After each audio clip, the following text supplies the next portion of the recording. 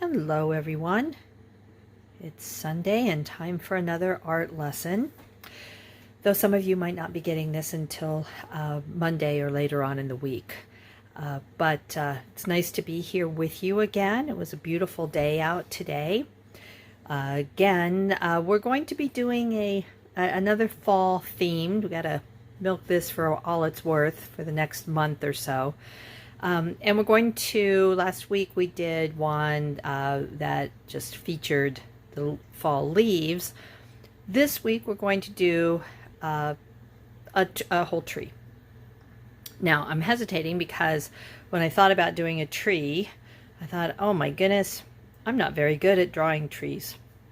So what I opted to do is create a tree that is very easy to do, so that we all, and I'm including myself, can succeed at this. And it will be an unusual tree, but I think it will look very interesting.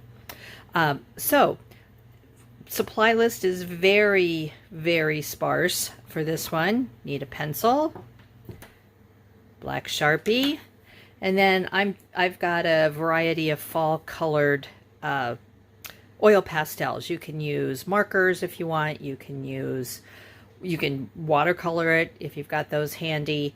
You can use the oil pastels, crayons, however you want to apply color to this one. It's perfectly fine. I'm using mixed media paper, which would work fine for both dry and wet media, but if you're going to use dry media and all you've got is sketching paper around, that will work as well. So let me sit down here. The animals have been quite calm, which, doesn't mean anything in the scheme of things. But anyway, so we're going to use our paper portrait, so tall and skinny, as I say to the children. And I've already done my initial drawing with using the pencil, but again, as always, I'm going to just go ahead and trace it in the with using the marker so that you can see it adequately on the video. So I would suggest that you use eraser, excuse me, I will spit that out, pencil first, because you can erase it if need be, and then go over your lines with the markers. So we're going to start by trying to kind of look at the center of our paper, and we're going to make the trunk. And we're going to make the trunk a little bit wider at the bottom to keep our tree balanced. And we don't want to go up too high. We want plenty of space for the foliage of the tree. Okay, so we're going to be doing a lot of loop-de-loops with this. And so on the ground, we're going to make the ground line by doing 3 or 4 upright loop-de-loops and off to the side. Now, just for some grins, on the other side, we're going to do our loop-de-loops going down. But you still want them to be kind of on the same plane here. Okay, so we've got the trunk and the ground done. So we want to come up here, and we're going to just, as I said, we're going to do a lot of loop-de-loops. And I think I'm going to start inside, so we'll get to that line first. I want to, because we're going to have more loop-de-loops as we are closer to the trunk of the tree. So we'll start in the center and then work out.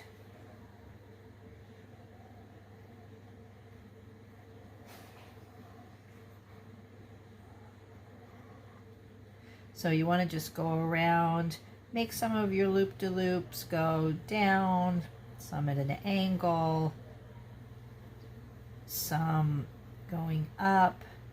You just want a variety. Some larger, some small, just like leaves on a tree.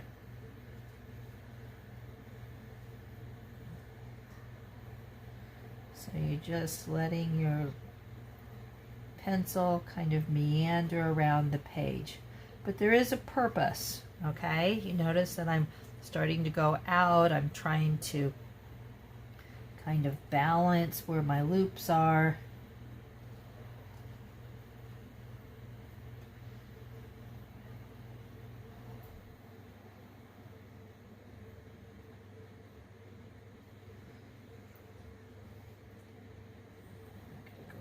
Here. Now down at the bottom of the tree, you probably want to have your loops mostly going down so that it looks like the leaves are hanging down. And then you want to go off to the side of your paper. Okay? So you can kind of look at it, see. All right, so if you're happy with it, then go ahead and use your marker to follow your pencil lines, and then go ahead and clean up your pencil lines that are showing. It's just a good habit to get into, kind of cleaning it up.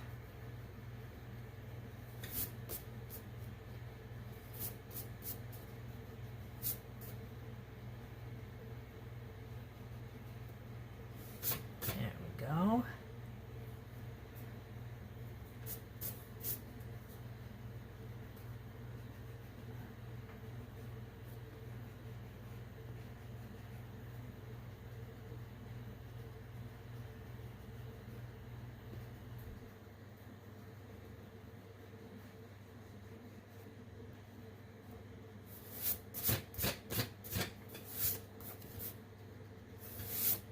I like to do the erasing before, definitely before I watercolor, because the pencil lines will show through the paint, but also before when using oil pastels or even crayons, because they can smear once you've applied them and you go to erase. So we want to, all right, I think we're pretty good here.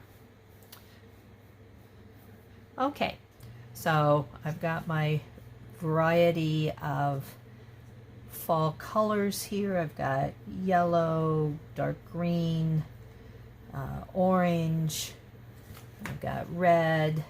I brought the blues out for doing a little bit of sky behind, and a brown, different color of brown. There we go. So we've got lots of, a gold here. I knew I was missing something.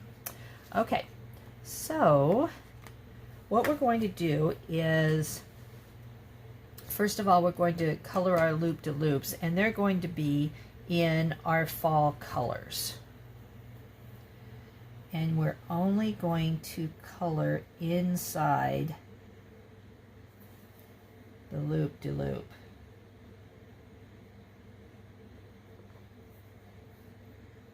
And so you can work with one color and kind of spread out.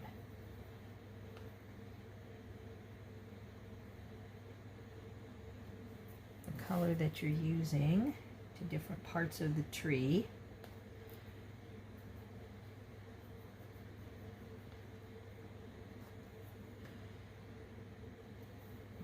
There you go.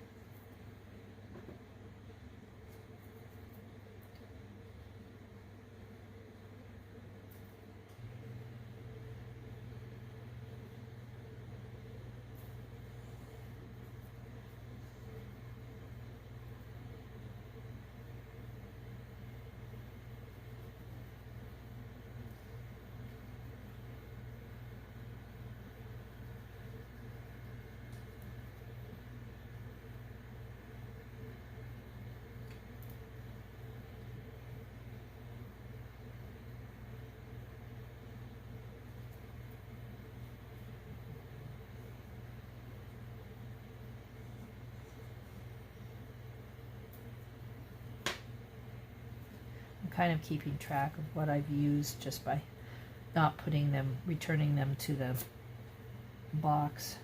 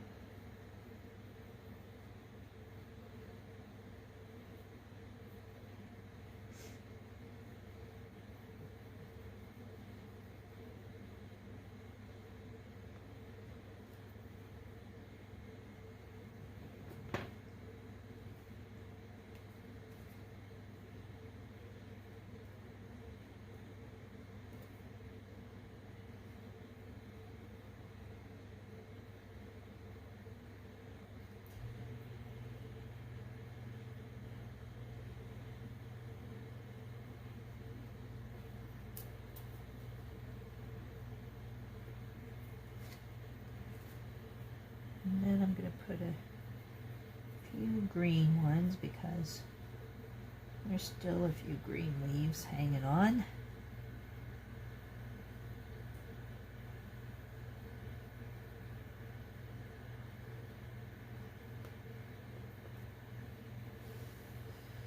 And I'm double checking, and it looks like I just need... Now we'll do the bottom loop-de-loops just a second. I didn't want to do those as I was still working on the top, because if my hand gets into it, I will, there we go, I will smear it. So, all right, so then we're going to take our brown or black, whichever you've got, and we're going to do the, and you'll see some of the trunk going behind the leaves.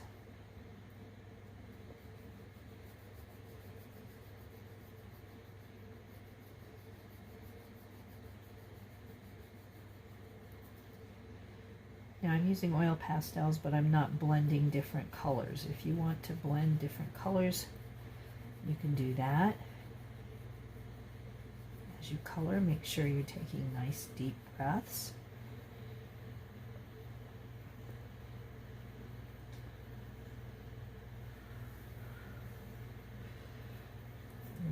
Okay, and then I'm going to do the loop-de-loops down at the bottom.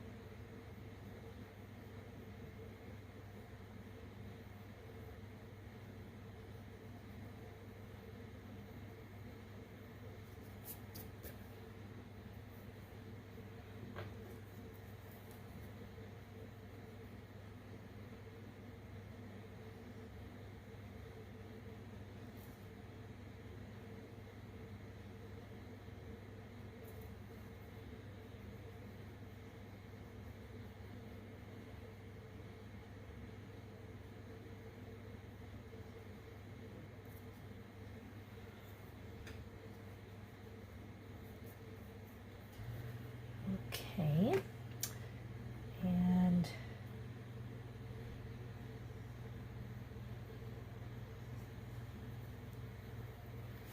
I think I'm going to do just a little bit of gold here.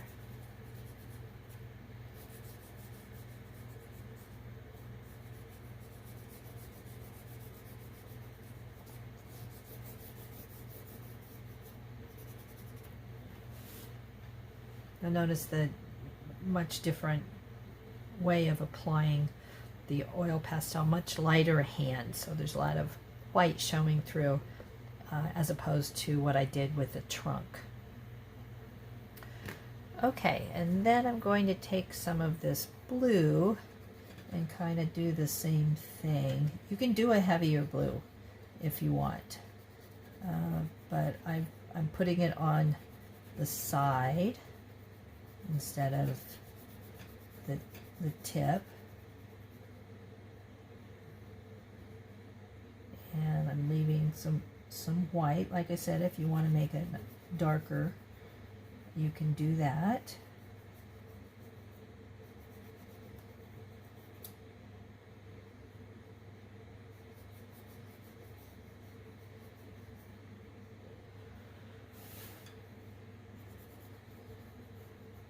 And I'm not going up in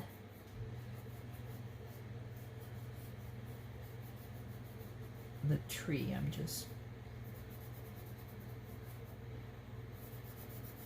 going around the outside, and that kind of makes it look like a unified whole.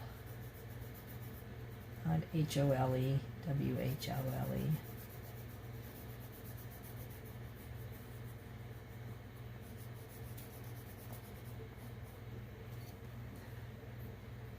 So you're just going to go around the outside of it. You can use a different color if you want. And then when you get up to the top, I'm going to hold this down.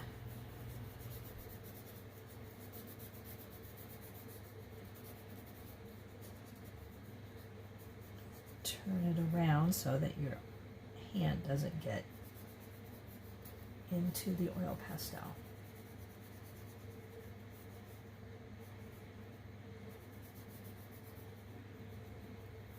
Again, much lighter hand is the way that I'm doing it.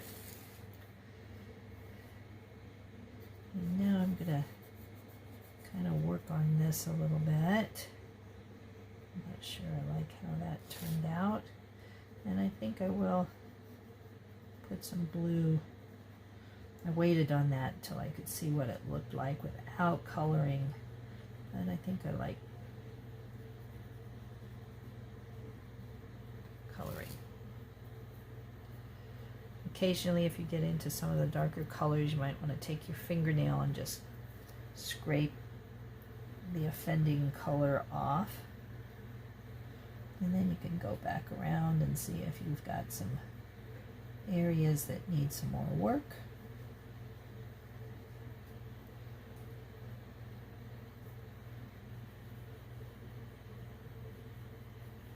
And then your composition is done when you're happy with it.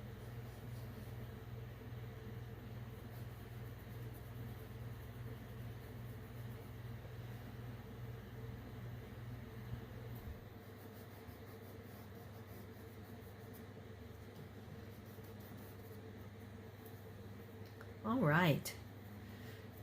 I think I want to go back up here. See, now I'm getting picky.